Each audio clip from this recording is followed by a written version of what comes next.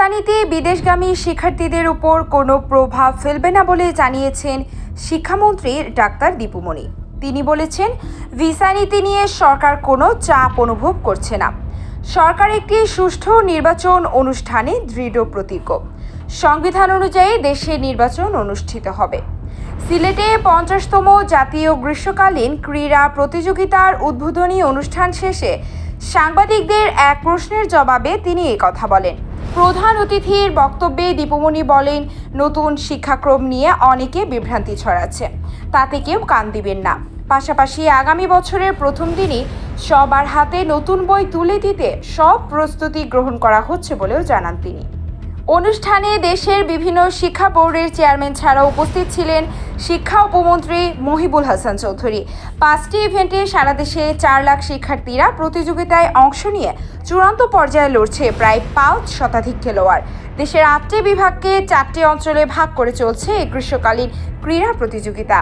বাংলাদেশ জাতীয় স্কুল, মাদ্রাসা ও কারিগরি শিক্ষা ক্রীড়া সমিতির আয়োজনে এবং মাধ্যমিক ও উচ্চ মাধ্যমিক শিক্ষা বোর্ড সিলেটের ব্যবস্থাপনায় 50তম গ্রীষ্মকালীন জাতীয় ক্রীড়া প্রতিযোগিতা উদ্বোধন করেন শিক্ষামন্ত্রী ডাক্তার দীপুমণি।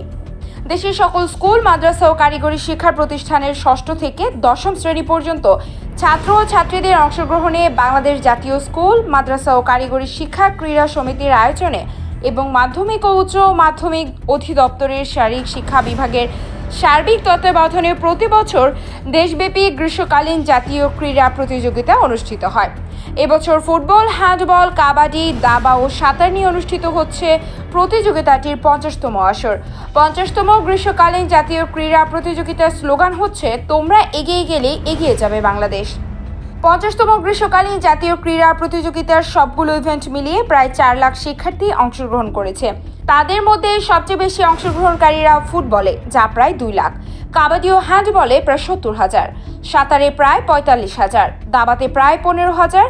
তাদের মধ্যে 3টি ইভেন্টে ফুটবল, কাবাডি, হ্যান্ডবল প্রায় 6 সহস্রাধিক চৌকস মেধাবী খেলোয়াড় বাছাই করা হয়েছে। অনূর্ধ্ব 17 বছরের খেলোয়াড়দের মধ্যে প্রায় 3,000 ছাত্র এবং 3,000 ছাত্রী।